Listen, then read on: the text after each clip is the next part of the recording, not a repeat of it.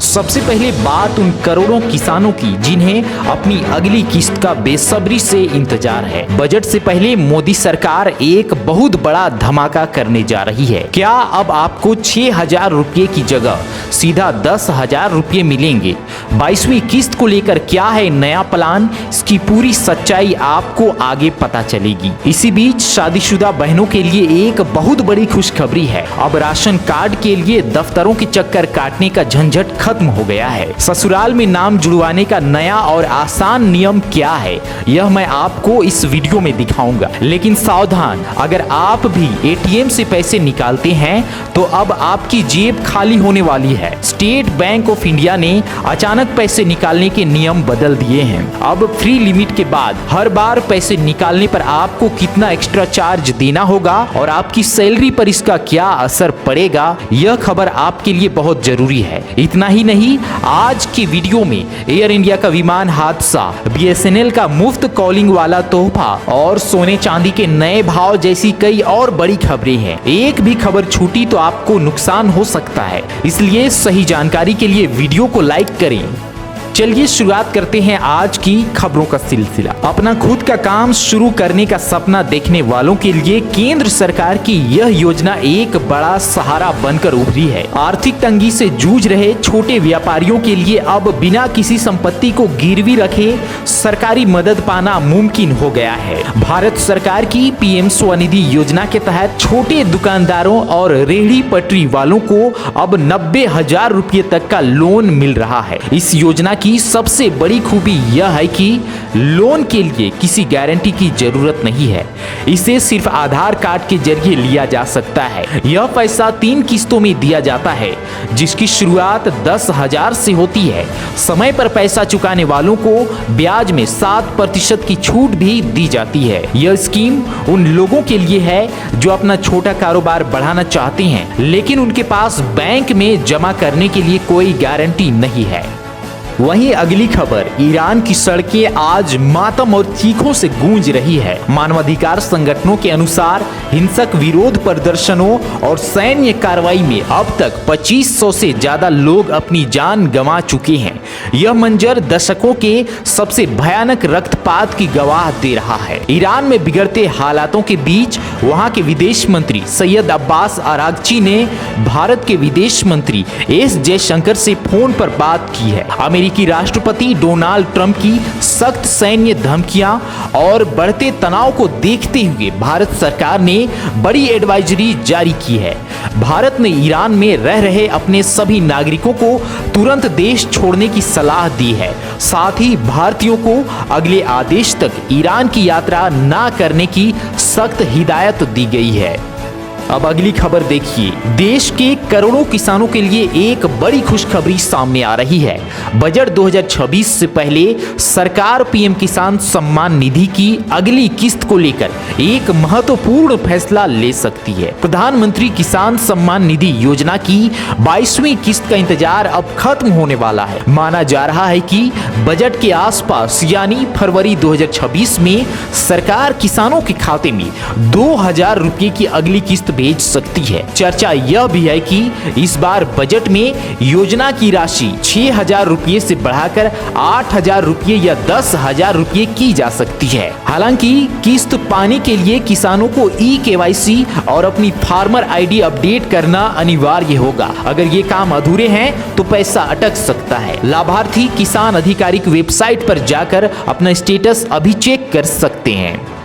अब आइए अगली बड़ी खबर की बात करते हैं। भारतीय रेलवे से सफर करने वाले करोड़ों यात्रियों के लिए एक जरूरी जानकारी सामने आई है। टिकट बुकिंग की प्रक्रिया को आसान बनाने और यात्रियों को ज्यादा सुविधाएं देने के लिए रेलवे ने आधार लिंकिंग के नियमों में बड़े बदलाव किए हैं। अगर आप अपने IRCTC अकाउंट को आधार कार्ड से लिंक करते हैं तो आपको कई बड़े फायदे मिलेंगे। सबसे बड़ा फायदा यह है कि अब आप एक महीने में 12 के बजाय 24 टिकट बुक कर सकते हैं। इसके अलावा टिकट बुक करते समय अब आपको लंबी प्रोफाइल भरने की जरूरत नहीं होगी, जिससे तत्काल टिकट मिलने की संभावना बढ़ जाएगी। आधार लिंक होने से टिकटों की कालाबाजारी पर रोक लगेगी और यात्रियों की पहचान भी सुरक्षित रहेगी। यह प्रक्रिया पूरी तरह ऑनलाइन है और ई-केवाईसी के जरिए इसे मिनटों में पूरा किया जा सकता है। अधिकतर लोग इन फायदों से अनजान है, लेकिन अब रेलवे अपनी सेवाओं को और भी डिजिटल और सुरक्षित बना रहा है।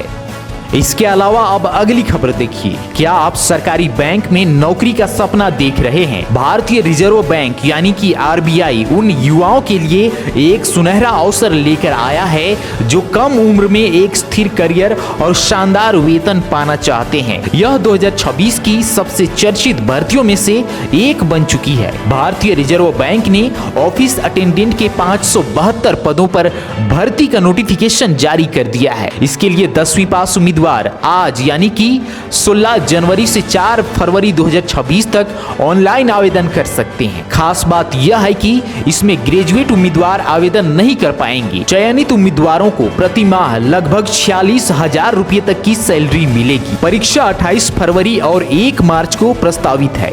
योग्य उम्मीदवार आधिकारिक वेबसाइट पर जाकर अपनी किस्मत आजमा सकते हैं। वहीं अगली बड़ी खबर देखिए। अब राजस्थान के फतेहपुर में जयपुर बीकानेर नेशनल हाईवे पर आज मौत का तांडव देखने को मिला। तेज रफ्तार और लापरवाही ने हंसते खेलते परिवारों की खुशियों को पल भर में मातम में बदल दिया। इस भयानक टक्कर के बाद हाईवे पर सिर्फ चीख पुकार मच गई और मलबे का ढेर नजर आया। सीकर के फतेहपुर में एक तेज रफ्तार कार और ट्रक के बीच आमने सामने की जोरदार भिड़ंत हो गई। इस भीषण हादसे में कार सवार 5 लोगों की मौके पर ही दर्दनाक मौत हो गई। मरने वाले सभी लोग हरियाणा के रहने वाले थे जो सालासर बालाजी के दर्शन कर लौट रहे थे। टक्कर इतनी जबरदस्त थी कि कार के परखच्चे उड़ गए और शवों को निकालने के लिए काफी मशक्कत करनी पड़ी। पुलिस ने मौके पर पहुंचकर मामले की जांच शुरू कर दी है। अब चलिए नजर डालते हैं अगली बड़ी खबर पर।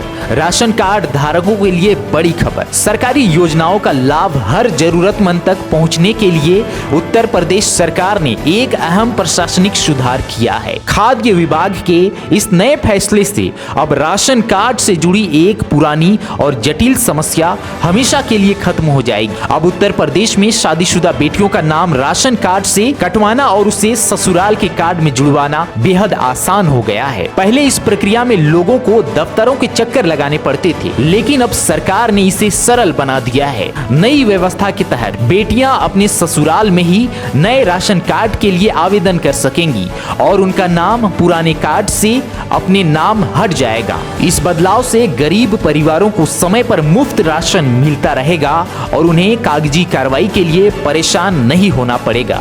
यह फैसला खास तौर पर ग्रामीण और प्रवासी परिवारों के लिए बड़ी राहत लेकर आया है। अब बिना किसी देरी के सरकारी सुविधाओं का लाभ सीधे लाभार्थियों तक पहुंचेगा। अब आइए अगली बड़ी खबर देखते हैं। दिल्ली के इंदिरा गांधी नेशनल एयरपोर्ट पर घने कोहरे के चलते एक बड़ा हादसा हो गया। रनवे पर कम दृश्यता की वजह से एयर इंडिया का एक विमान दुर्घटना का शिकार हो गया, जिससे उड़ानों की सुरक्षा पर गंभीर सवाल खड़े हो गए हैं। एयर इंडिया का एक विमान दिल्ली एयरपोर्ट पर पार्किंग स्टैंड की ओर जाते समय बिजली के खंभे से टकरा गया।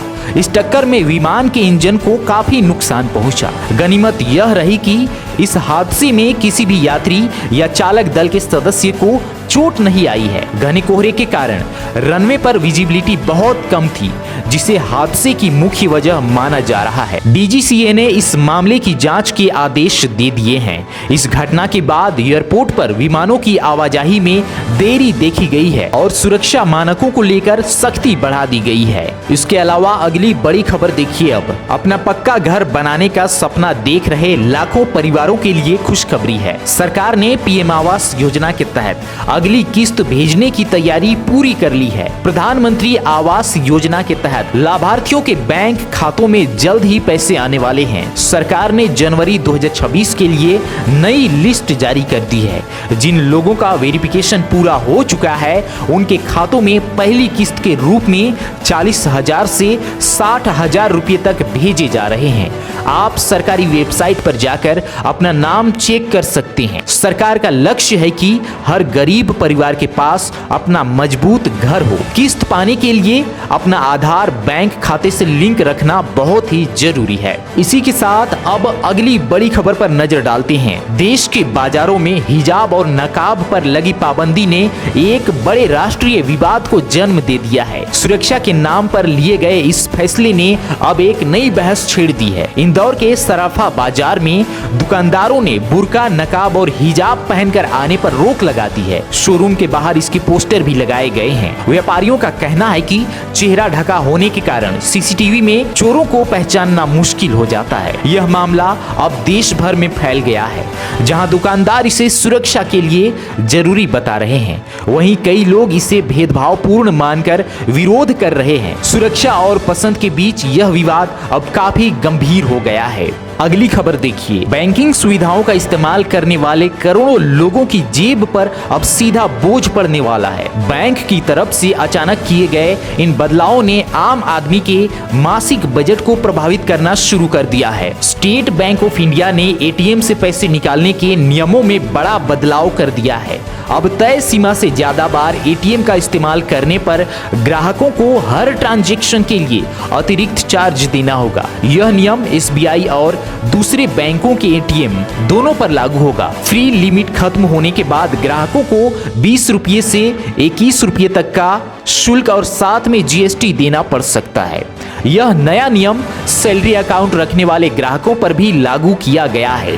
बैंक का उद्देश्य लोगों को कैश के बजाय डिजिटल पेमेंट के लिए प्रेरित करना है। अब कैश निकालने या बैलेंस चेक करने से पहले आपको इन नए चार्जेस का ख्याल रखना होगा। अगली बड़ी खबर, देश के दूर दराज के इलाकों में नेटवर्क की समस्या को खत्म करने के लिए सरकारी टेलीकॉम कंपनी बीएसएनएल ने एक बड़ा कदम उठाया है। खराब नेटवर्क के कारण कॉल ड्रॉप से परेशान रहने वाले करोड़ों उपभोक्ताओं के लिए यह एक राहत भरी खबर है। बीएसएनएल ने पूरे देश में अपनी मुफ्त वाईफाई कॉलिंग सेवा शुरू कर दी है। इस सुविधा की सबसे बड़ी खूबी यह है कि अब मोबाइल नेटवर्क ना होने पर भी आप किसी भी वाईफाई कनेक्शन का इस्तेमाल करके फोन कॉल कर पाएंगे। इसके लिए आपको अलग से कोई पैसा नहीं देना होगा और यह आपके मौजूदा प्लान में भी शामिल रहेगा। यह सेवा उन लोगों के लिए बहुत काम की है जो बेसमेंट या ऐसे इलाकों में रहते हैं जहां मोबाइल सिग्नल बहुत कम आते हैं। यूजर अपने फोन की सेटिंग में जाकर इस फीचर को आसानी से ऑन कर सकते हैं। वहीं अगली खबर, देश की लोकतांत्रिक विरासत को मजबूती देने के लिए संसद के ऐतिहासिक भवन में एक विशेष कार्यक्रम का आयोजन किया गया। इस मौके पर प्रधानमंत्री ने भारत की गौरवशाली संसदीय परंपराओं और भविष्य की चुनौतियों पर विचार से अपनी बात रखी। प्रधानमंत्री नरेंद्र मोदी ने संविधान सदन में सीपीए के सम्मेलन को संबोधित किया। पीएम मोदी ने कहा कि पुराना संसद भवन हमारी लोकतांत्रिक यात्रा का प्रतीक है, जिसे अब संविधान सदन के रूप में सम्मान दिया गया है। उन्होंने जनप्रतिनिधियों से चर्चा की, गुणवत्ता सुधारने और जनता की उम्मीदों पर खरा उतरने का आह्वान किया। इस सम्मेलन में लोकसभा अध्यक्ष ओम बिरला समेत कई देशों के प्रतिनिधि शामिल हुए। इस आयोजन का मुख्य उद्देश्य संसदीय प्रणाली को और अधिक पारदर्शी और मजबूत बनाना है। पीएम ने जोर दिया कि भारत की संसद पूरी दुनिया के लिए लोकतंत्र की पाठशाला है। यह संबोधन भारतीय लोकतंत्र की गरिमा और वैश्विक स्तर पर पारदर्शित करता है।